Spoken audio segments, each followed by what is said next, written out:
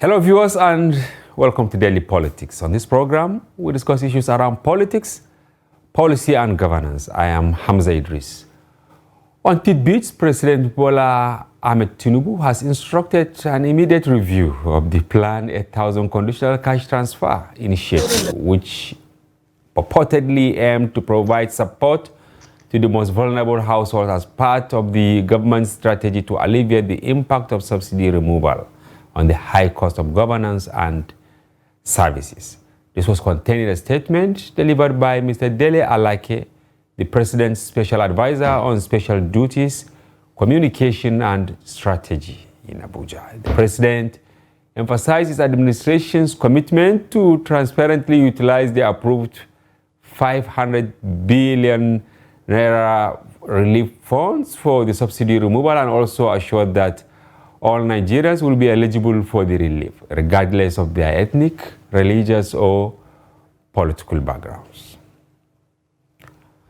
And viewers, it is no longer news that the price of petrol has once again risen from its previous prices of between 480 and 540 naira per litre to around 620 naira per litre, making it more difficult and expensive for Nigerians to go about their daily activities.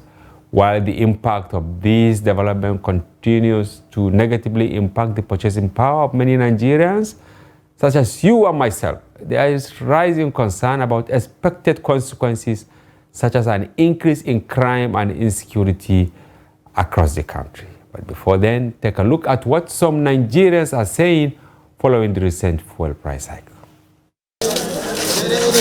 For many residents of Kaduna, the news of the recent increase in the pump price of petrol came as a rude shock, as they were already battling to cope with the earlier increase. I just hear rumors that they are going to increase. Then I just want to join to have a fuel before the increase. Very disheartening. Very, very disheartening. Because I can't imagine a country like Nigeria that we have this fuel in abundance. We have the crude, we have the capacity, we have the manpower.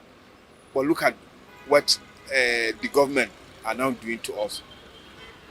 It's not good. I'm not happy. 540 or 545. And presently now I heard that the price have skyrocketed to almost 600 plus. So I'm just surprised. So, and I believe this thing will affect many sectors in Nigeria. Aliyu Muhammad is a long-distance taxi driver. He said they are running the business without profit as passengers' patronage has dropped. Although overloading of passengers is dangerous, but according to Aliyu, that is the only option for them if they have to stay in business, especially with another increase in petrol price and the continuous complaints by passengers of increased fares. Passengers' patronage is low, and even when they come, they will beg us to reduce the fare for them. Now the fuel is sold above 600 naira. We don't know what will happen next. As we can see, I have to overload in order to maximize profits.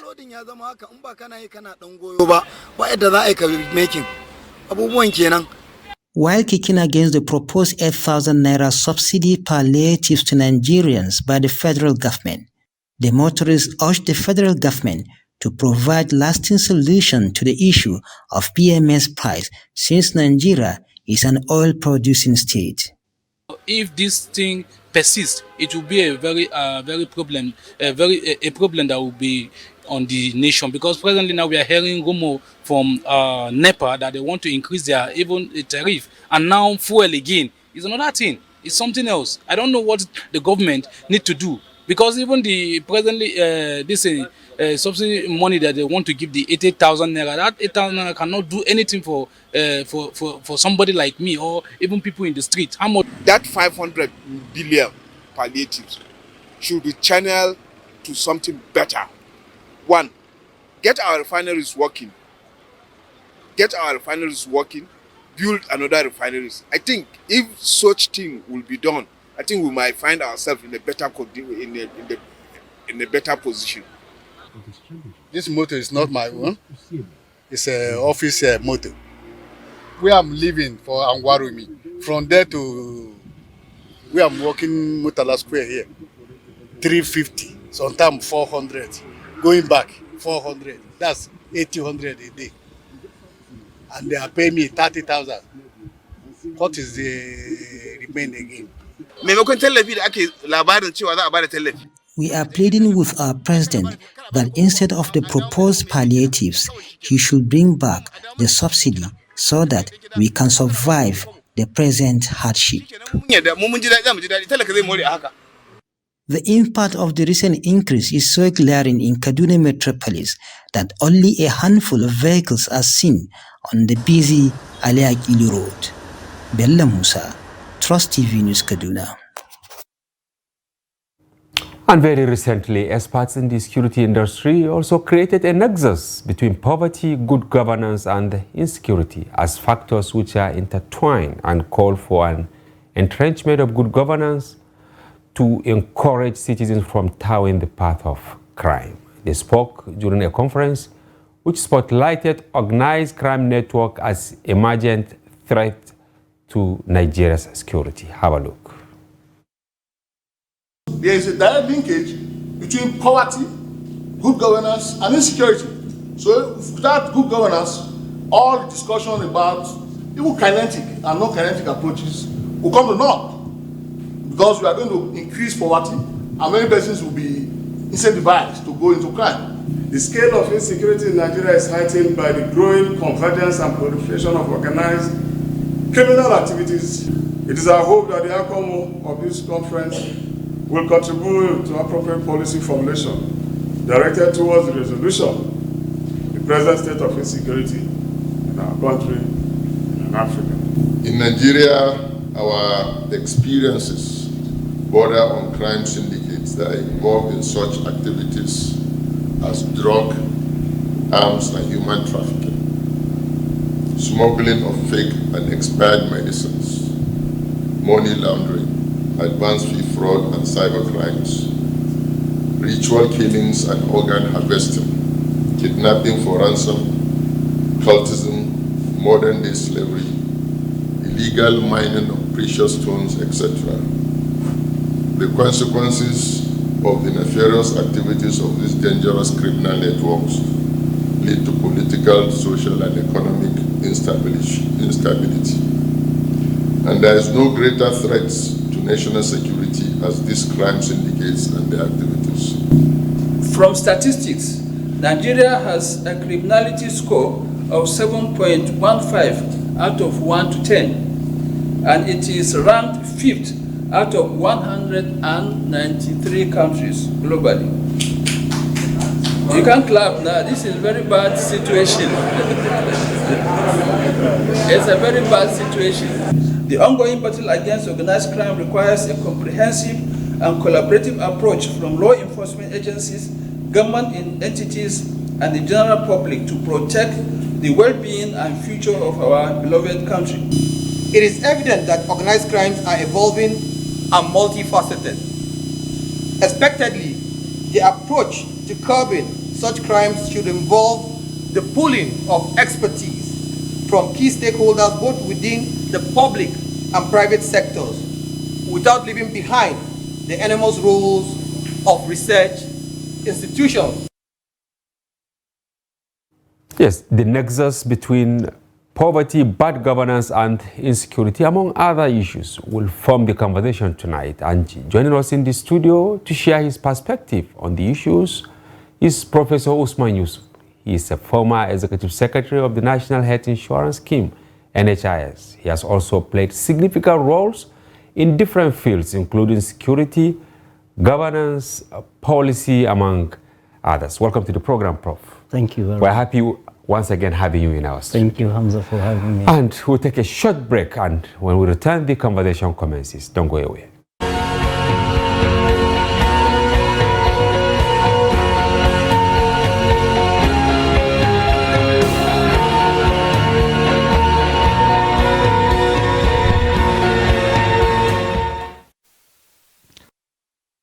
Welcome back. Prof, you have seen our tidbits, and recently you authored an article titled War on Banditry, lessons learned and way forward. We'll get to that. But from our tidbits, you have seen the first one was on the 8,000 naira palliative, of course, which they said they will share, and they made a U-turn just yesterday. Is it that it was not a well thought out issue that the government backtracked within 1 month after taking such a huge decision? No. Hamza, I don't know this 8,000. It's like putting a plaster on a wound that requires surgery. Okay, so, plaster on a wound that requires major surgery. Oh. Our people are suffering. Those that earn 30,000, look at that taxi driver. An old man, he should be in his 60s, I think. That taxi driver, in a month, he's paying about 16,000 for transportation to work. This is how many people are employed. So band-aid solutions will not work. They should go back to drawing board and do the right thing. Consult people, period. And the fear is people look for power for years, for decades, and once they get it, you now begin to see a disconnect between the ambition and actually delivery of goods and services. There was high expectation on President Tinubu, and nobody thought that, because former President Buhari also thought of sharing this money, and then the government that took over now saying they are going to execute what was actually widely condemned during the last administration. Right. I mean, I don't want us to waste time on this, to be honest. I mean, let them sort this 8,000, this voodoo economics. Who are you going to give? It's a booby economics. Voodoo economics. I mean, who are you going to give 8,000 to? And what will 8,000 do in this setting where the price of everything is going up? And what is it going to impact? I need an economist from the side of the government to come and tell us. 8,000 will be shared in Kano, Katsina, Kaduna to this number of people. This is what we expect it to do. We don't hear that. And so the U-turn, they will go round about, only U-turn. Politicians are really scared to talk, but you don't seem to be a politician. It's like you speak your mind. No, okay, go ahead. Yes, if you have your way now and they are listening to you, what will you tell them to do? Who? The government, because they are like in a fix now. You can see just yesterday the price of petrol jumped to over 600 per liter, and you have heard what the people we interviewed said. Almost people are at a point of hopelessness. Someone says that he works for government, his salary is 30 or is an agency or whatever, and he spends over 16,000 on transport alone, meaning he's left with maybe 15,000 or 14,000 to take care of his family. That man has a family. So if you have your way, will you advise the government to reverse the whole of this thing and go back to the drawing board? Right, look, I'm not in this government and I'm not their advisor. They wanted this power. People gave them this power. They should have come with their plans. They need to talk to people. They need to sort themselves out. Yeah. Governance is not easy. Nobody rushes or buys to be in government if he knows what it entails. It is a huge responsibility between God and man that you're taking to. And we've had bad experience over the last 8 years that they should have learned. So don't throw things without talking to people and bring me to the studio and ask me to advise them. I'm not the advisor. I'm not an economist. But you are a Nigerian, Prof. I am Nigerian. And it's like you share the pain of millions of Nigerians. Absolutely, very concerned Nigerians. So we are sitting and watching them. Politics is not easy. We normally bring people like you, believing that, you will call them out. God help us. Let's just continue praying. Well, okay, the final tidbit was the nexus between poverty, bad governance, and security. I saw some former powerful military officials there. They also agree that there is a nexus between bad governance and insecurity and poverty. Some of these people, they've been in power for decades. Now they are out of power. What is your, why are we having it this way? And what they said, you know, Jamen, right? All right. And this is not new. We've always known from the beginning of Adam that poverty and injustice is directly related to insecurity. No society, there can never be peace in any society where there is this much injustice and poverty. That is why even in the very rich countries, in Saudi Arabia and the United States, they subsidize food. Food? Absolutely. Yeah, I heard that food is very cheap. Cheap, yeah. You go affordable. Absolutely. You go to the supermarket, there is no tax on food, but there is tax on everything else. Why? Because food security is very important. So the very poor man who is living under the bridge can go to McDonald's and buy something for $1 and fill his tummy. Wow. So these leaders, they didn't know there is a connection between poverty. This is not new. Since the beginning of man, there's poverty, there is injustice, can never be peace. Instead of waging war on whoever they're waging war on, wage war on poverty. On poverty? Absolutely.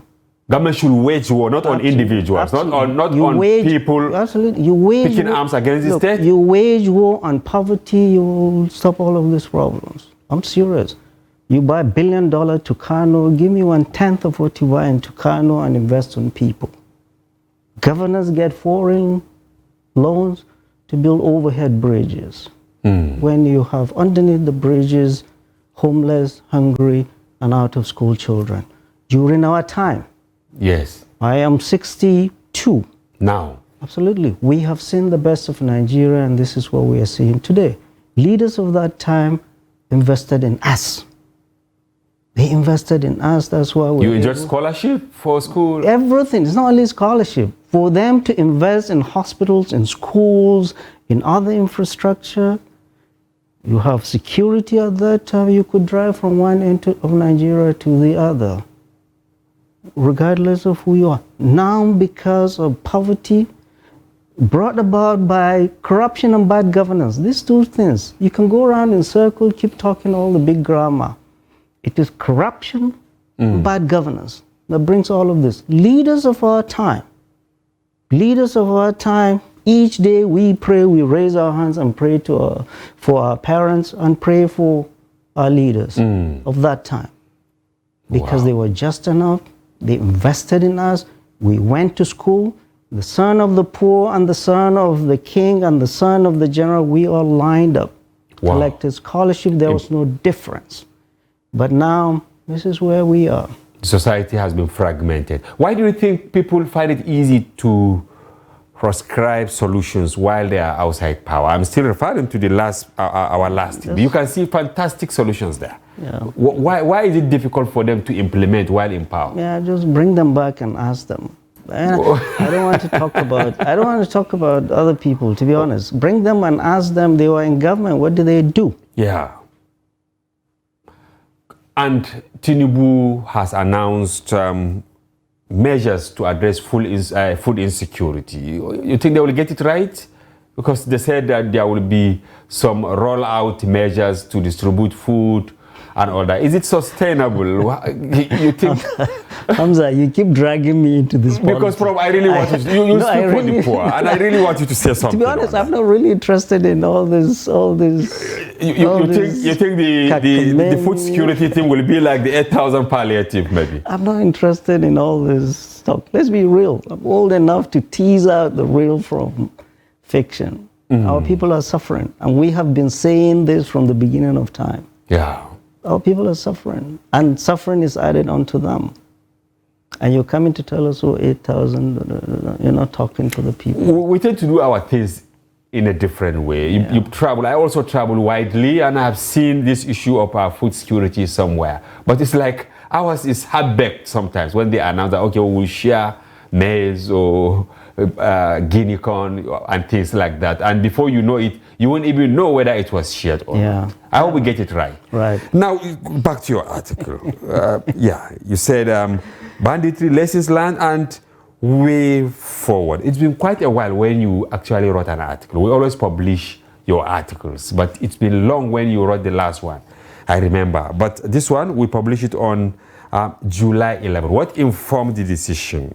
Starting from the title, Lessons Learned and Way Forward. Yeah, it's very simple. I've been watching TV and I see pundits from studios in Lagos or wherever talking about banditry. And I shake my head. We are going to tell our own story. Okay. You don't hear me talk about... But are you a bandit? You say you're going to tell your story. Because I live in the Northwest. Pardon? Northwest. Okay. We've seen the ravages of bandits. Yes. It's affecting our people. It's affected our people. I've said it time and time again before President Muhammad Buhari came. Katsina, we've never had IDPs. A third of my state is under siege by bandits. We see a lot of IDPs. You never hear me talk about Boko Haram because I don't know, I'm not qualified. There are people a lot more qualified, a lot more eloquent to talk about them. I covered them. Or IPOP, yeah. ESN, or South, or politics is local. I live here and I've invested time over the last several years to understand them. I and Sheikh Gumi, we've risked our lives. We went into 8 forests in this country where no soldier or politician has been, just to understand. Yeah. So I am talking from a vantage point of knowledge, the knowledge I know. So I giggle when I see people that I call interlopers.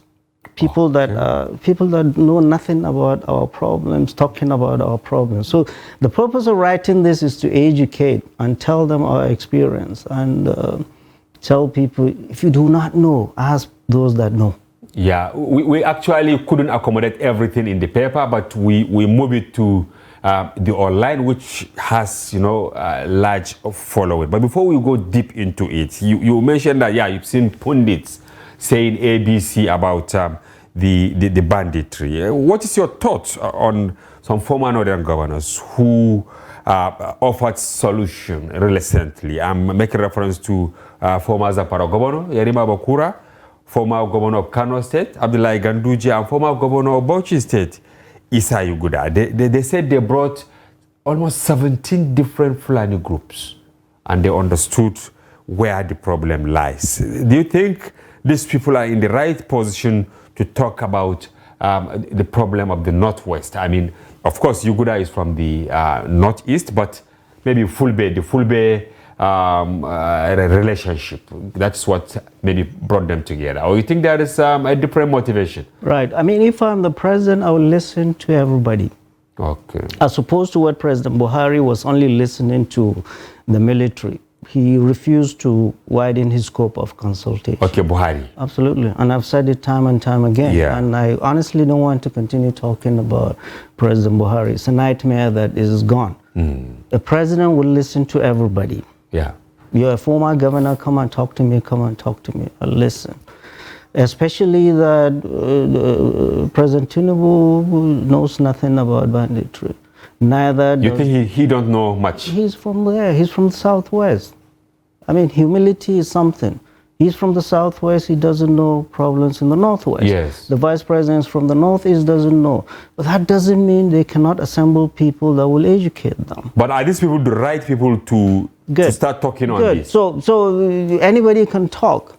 But I've said in that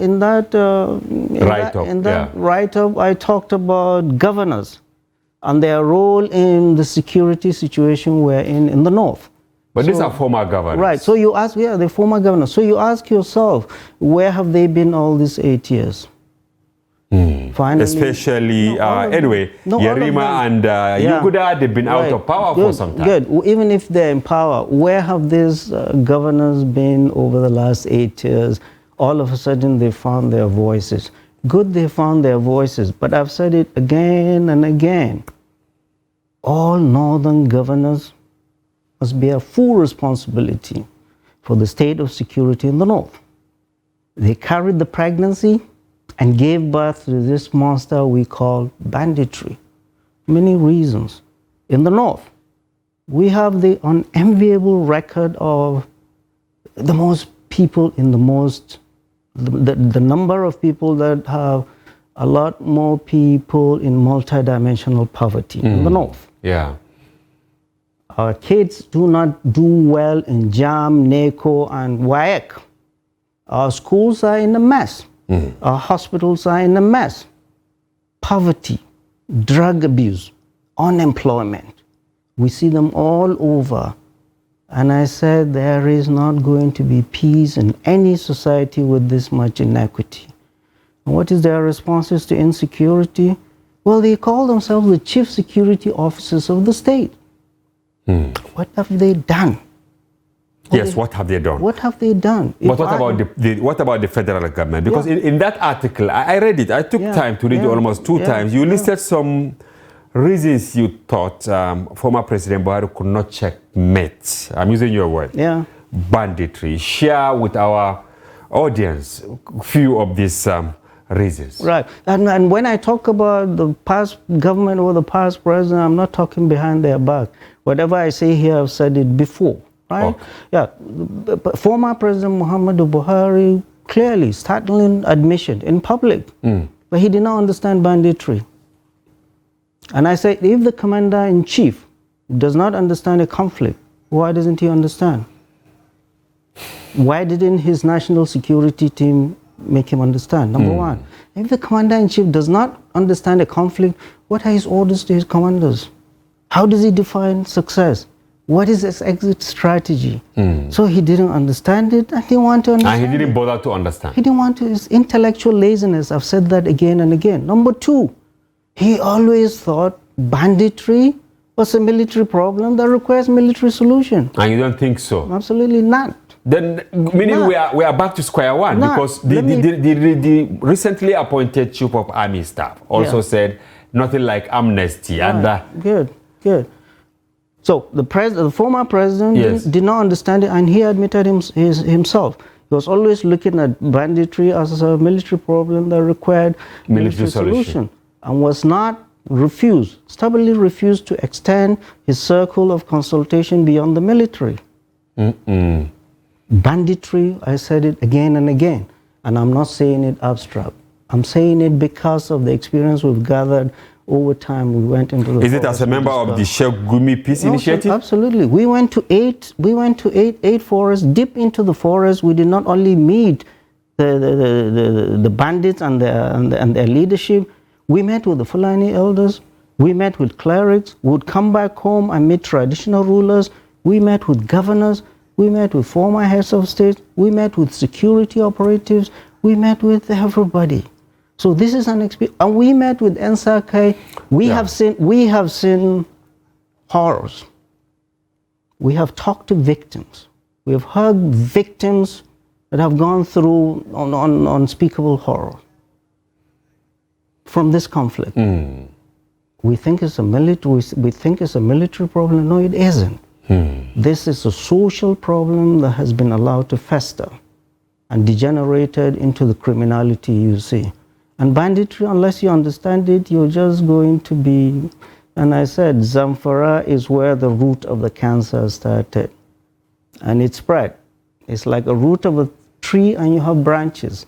All we are doing is going after the branches instead of getting to There is this Dr. Murtala from Usman Danfodio University who described himself as a bandit. He said, I am a bandit. That was why I said, are you a bandit? Because it's like people, there is serious disconnect. And you said it, even President Buhari said he did not understand banditry. Now we have a president from the Southwest who you believe does not understand banditry. Shatima, of course, he understood Boko Haram and he was able to do his best there. Now, what lessons do you think President Tinubu will learn from those lessons that the former president refused to learn? A lot of lessons. And this is what a leader is. A leader does not have to know everything. Assemble people, listen to people that will educate you about everything. Nobody expects a president to know everything. No. It's the people around the president that makes you bring an economist, you bring a security expert, you bring everybody that will help you in whatever you do. If I'm the president and commander-in-chief, I will assemble my security agents. The last 8 years, brief me, what have we done on banditry or insecurity? Because all 6 geopolitical zones have their unique security challenges, and you cannot bring one template to solve that problem. Each one requires different approach. Absolutely, they're different. Because the problems are not similar. They're different. We are talking about banditry now, which I know. I don't know Boko Haram or IPOB.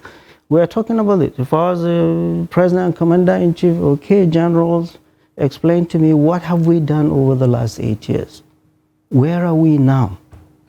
What was the goal in the previous administration? Have we achieved that goal? How much of that goal have we achieved? Why have we not achieved such goals? And what can we do to achieve that goal? All right. After you hear that, and I, as the president and commander-in-chief, will say, this is what I want. And I want you to go and bring me 4, 5, 6, 10 options to get there. It is the president and commander-in-chief that will determine amnesty, negotiation, whatever. Is not a military thing, it's a political decision. Political. All right, I will not urge you to hold your breath on this, because it's really a big issue going by what we are hearing from those that are in power now. But you will expatiate on this when we return from the break. Viewers, don't go away. We'll be back shortly.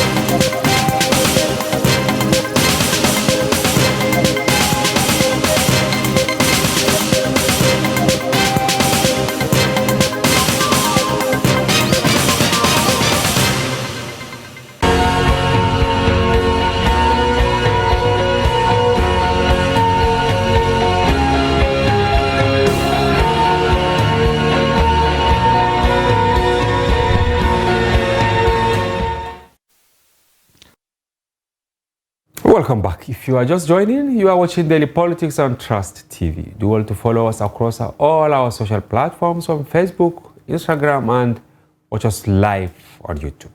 Still have in the studio Professor Usman Yusuf. He's a professor of hematology, oncology, and bone marrow transplantation. Welcome back to the program. Thank you for having me. In your article, of course, you mention many measures that did not work over the last 8 years. And I'm beginning to be scared if what we've started seeing now is anything to go by. For instance, the new chief of army staff said that amnesty is not the option, right? So I want you to put this together. Previously, this issue of amnesty, you mentioned it. Even the former chief of defense staff, I think, to some extent, going by the role you played in the committee, he put together that rescued the Kaduna train passengers. Now, can you shed more light on why some of those initiatives failed to work in the last 8 years? And a word of caution for those that are in power now. Right. And this government has a lot of experience to learn from the past 8 years. Okay. This is what real government will do. Look at what worked, what didn't work. Yes. And there are catalogs of things that did not work. Mention them. First of all, let's look at this failed Naira redesign. It did not work. They said, well, one of the things is to prevent banditry. But hasn't it? It hasn't. Some of the bandits were asking for for USD. Meaning they have a way Dollars. of collecting the... Of course, anyway, so it didn't work, right? And we talked about border closure. It closed the border for how many months? It did not stem. One of the reasons they said it to stem the inflow of arms. It hasn't done that. Thank God, President Tinubu says that he's going to open the borders, and he shelved the Naira redesign. Right. I think if maybe till December. So all these things, all these things do not need just, oh, let's do this because it didn't work. You need to find out why it did not work. Even though they were meant to be positive. Yeah. Maybe No, like the whatever. currency So there redesign. was a catalog of things, and you have in some places where the military goes and kill people, and it didn't work. All that it does. I once asked you this question here. Former Governor Erupai said that the way out is to shell the bushes.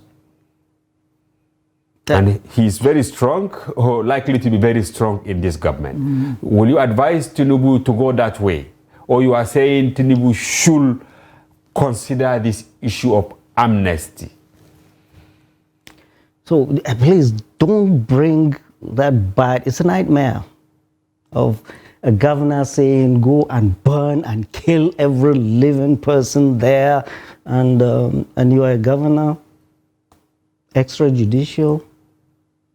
You go and bomb the forest and kill every living thing there, from the ants to the innocent people. It is believed in their estimation that most of those living there are either the bandits or collaborators. And that's not true. Okay. That is false. Is it you discovered this because you visited the places? Look, I have been to places where that governor has not visited. We have engaged people where that governor has not engaged. So we are not, I don't want to talk about personalities. We are talking the policies that did not work, and policies that will never work, and policies that we will oppose. Extrajudicial killing, by whatever name it comes, is not going to be acceptable. No. Collective punishment is not going to be acceptable. Profiling by any measure is not going to be acceptable. I have said it again and again and again, banditry is a social problem, it's not a military problem. There's a definite role for the military, but there's not going to be a military solution to banditry, because conflicts like this, in the history of warfare, they've never been won on the battlefield. The role of the military is to provide an enabling environment for dialogue to happen. Dialogue is a legitimate form of warfare. Sit down and talk with people, and we saw that. We spent 6 months of our life dialoguing with Boko Haram bandits to get everybody out. In the state, in Kaduna State, we got everybody out. Then the military go and do whatever you're trained to do. So dialogue is legitimate. You said Boko Haram bandit, and I know it's not by mistake. No, you say Boko Haram bandit. What is the nexus? Tell us about the alliance. Good. You see, all the times we were going into this forest, Shagumi will tell me, Usman, we need to get to these bandits before Boko Haram gets to them and poison them with their toxic. But it appears they have gotten there now. So we are where we are. I mean, the March 28th train hijack was not by bandits. Was by Boko Haram. And clearly they made inroads. But the bandits, I mean, shot the way. No, so this is their territory, of course. They is their territory. The terrain, Boko Haram are just city folks in the forest. But bandits, the forest is their domain. That's where they live. We don't want this to happen. That's why we've been trying to pry them out. They are Boko Haram, from the heat that the military is giving them in the northeast, they've migrated to the northwest and the north central. Bindungwari, Rejana, you have Niger, and you have places in Zamfara and so eastern Sokoto, everywhere. They are there. So it is dangerous, a lethal combination that we have been warning about all this time, and the government, political leadership from the state to the federal government need to listen and involve everybody, especially traditional rulers, elders, clerics, and everybody. Banditry is not a social problem, cannot be solved by soldiers alone. Soldiers are an important, integral part of this. And we saw that. Without the military, we could not have gone anywhere we went to. over Wow. the 6 months. So This it's was important. that Chief of Defense Staff Action Committee. Absolutely. And we worked with everybody. We worked with DSS, we worked with the military. I interviewed Sheikh everybody. Gumi about 2 weeks ago. Yeah. He also mentioned this group, I mean, the Chief of Defense Staff, even though he wasn't really fully part of it for some obvious reasons. I think we asked him such questions and he answered them. But if you notice, especially on this program, in the last 3 weeks, deliberately we've been discussing about the insecurity, especially in North Central and Northwest. And we just want to set an agenda Absolutely. for the new government, because we believe it's not just about politics. This program is about politics, policy, and governance. And we don't want the new administration to be caught unawares. That is why we've been hammering, asking questions, bringing people who have seen what happened before and can set agenda for the new administration. Now, are you advising that that template set by the former Chief of Defense Staff should be sustained by the Tinubu administration? No, all that showed is that there is, if we work together, military kinetic and the non-kinetic in whatever form. Okay. Is it the religious leaders? Is it the traditional rulers? Is it local leaders? But there is no way the military alone can win this war. There is no way the non-kinetic will win this war. And all over the world, in Afghanistan, in Iraq, American military has been combining this. And we saw the success of the CDSAC and bringing these hostages out. We must combine both. There is a role for all. Kinetic is only about 10%. 90% of it is non-kinetic. Go and find out what the problem is. Wow. If you sort out the social, and all the problems are local. The problems in Mangu are different from the problems in Southern Kaduna, different from the ones in Bindungwari, different from the one in Zamfara or Katsina. Yeah. The military, I've said it again and again, and let me repeat it. There are pockets of civil wars going around the north, all over the north. Civil war? Absolutely. Between ethnicities. Lack of trust? No, killing between ethnicities. Yeah. Fulanis and Mangus, yes. Magavu, Fulanis and Hausas, Fulanis and thieves and Benue, Fulanis and... Why are the Fulanis part and parcel of all these But let me finish. So, hundreds are dying in all the pockets. Each of Nsake, they're armed. The Fulanis come and attack, Nsake kill. So when the military comes, who are they going to kill? Who are they going to kill? Maybe both. Is that their responsibility? What they have done in Mangu, they did not go and kill people. When they were called in, what they did was to go and bring peace, right? Yes. But it's not for the military to sustain peace. All they've done is to go and... quell tension. Absolutely. But they've not brought peace. But the people, and the military, yesterday we brought someone from Mangu. Good. And he said a lot. Good, but our fear is the locals now, they are saying that the military should be moved out of that. Okay, good. So what I'm saying is that the military goes in there, rightly so, to quell the situation. But that's not peace. It's not peace. And the military is not the one, that's not its job to bring peace. So it's for everybody, stakeholders. The military has brought an enabling environment for dialogue to happen. And there's, dialogue to happen. Political actors should now set political, in. Traditional everybody. rulers. Look, there can never be peace in any place if people don't want to have peace. Military cannot bring peace. This thing was a mess started by politicians, and the military is just brought in to clean the mess all over the country. So the military needs to be very careful and very strategic. Yeah. You go and who do you kill? The bandits or this or that? You don't even understand this fight. You go and the warring factions, people must settle down. The gentleman you brought yesterday, and I was watching him, Dr. Sani Dao, yes, from Mangu. And I was watching him and he gave me hope. Wow, from what he said. Absolutely. That there are people, elders in these volatile areas that are worried, that want to find solutions.